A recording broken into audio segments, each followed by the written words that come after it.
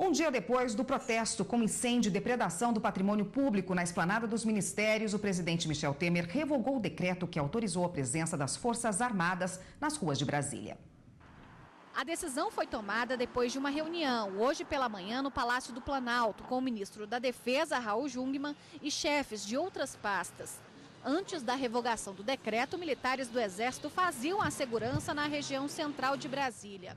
Pela esplanada, os rastros da confusão de ontem. No Ministério da Cultura, vidraças estilhaçadas até o 3º andar. As janelas foram quebradas a pedradas. Técnicos foram chamados para minimizar os estragos do vandalismo. O prédio do Ministério da Agricultura foi um dos mais danificados. Os manifestantes atearam fogo num dos auditórios. De acordo com a Defesa Civil, há risco de desabamento do teto. Houve prejuízo também nos ministérios do Planejamento, Ciência e Tecnologia, Saúde e Fazenda. 35 mil pessoas, segundo a Polícia Militar do Distrito Federal, estiveram na esplanada dos ministérios ao longo desta quarta-feira. A confusão começou depois que uma minoria decidiu enfrentar as barreiras de segurança da polícia. De um lado, quebra-quebra, do outro, bombas de efeito moral. De acordo com a Secretaria de Segurança Pública do Distrito Federal, 49 pessoas ficaram feridas, entre manifestantes e agentes de segurança. Outras 7 foram detidas por dano ao patrimônio público. Bom, e para falar sobre os danos ao patrimônio público, está aqui no estúdio o advogado João Felipe de Carvalho. Boa tarde, doutor. Boa tarde. Bom, qual o limite, né? É impossível a gente não pensar nisso nessa época em que acontecem muitas manifestações. Qual é o limite de uma manifestação pacífica e de uma manifestação criminosa? O direito de manifestar, ele é constitucional devido, é totalmente legalizada a manifestação, inclusive recomendável. Agora, você não pode fazer uma manifestação criminosa. O que é? É quando você passa dos limites da manifestação e depreda um patrimônio público, causa uma agressão, causa um confronto policial. Tudo isso aí são crimes previstos em lei. E isso não pode acontecer. Manifestações artísticas, manifestações culturais, inários, caminhadas, tudo isso é ok, desde que não prejudique ninguém, nenhum ente público e não deprede nenhum patrimônio. Patrimônio público, como todos sabem, é um bem coletivo, né? Por qual crime responde quem depreda um patrimônio desse? Interessante essa pergunta. Em época de manifestação, é importante saber isso. Veja, depende muito de qual patrimônio você depreda. No caso da esplanada dos ministérios, aquilo ali é um patrimônio tombado. Então, é um patrimônio artístico, cultural tombado. Aquilo ali tem a defesa na lei de crimes ambientais. A pena é mais severa, o processo tramita na Justiça Federal. Agora, se essa pessoa depreda um patrimônio particular, ela já cai no crime de dano, do 163 do Código Penal. A pena já é menor.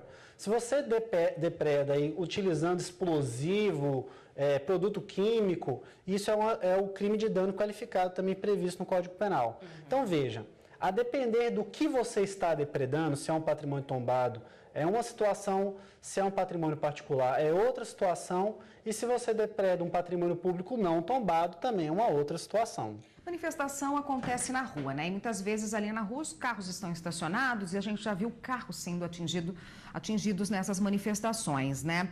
O que uma pessoa que tem um bem ali, um carro atingido por essa manifestação, muitas vezes por querer ali das pessoas envolvidas, o que ela deve fazer para se ressarcir desse prejuízo? Importante essa pergunta, porque se a gente vê nas imagens ali carros sendo destruídos. Se for uma viatura, a gente cai no patrimônio público. Então vamos falar de um patrimônio particular, de alguém que está passando ali com o carro ou está com o carro estacionado ali. Essa pessoa, ela tem que buscar a delegacia, registrar uma ocorrência a princípio e depois, em um segundo momento, ela mesma, a própria vítima, mensurar qual é o prejuízo que ela teve e entrar com uma ação penal privada, uma queixa-crime. Porque o artigo 167 do Código Penal fala que só se procede mediante queixa, né? Queixa-crime. Então, ela tem que buscar um advogado ou a Defensoria Pública, apurar os prejuízos que teve e ir atrás do responsável que causou aqueles danos. E aí, rapidamente, para a gente encerrar, a gente tem crimes diferenciados. Tem pichação, tem depredação, tem gente que coloca fogo num bem público. São crimes diferenciados? São crimes diferenciados e de penas diferenciadas. Veja, um crime ao patrimônio público com emprego de substância inflamável e explosiva. Isso é um crime previsto no artigo 163, parágrafo único do Código Penal. Essa pena pode chegar a 3 anos e uma multa correspondente à violência que ele causou.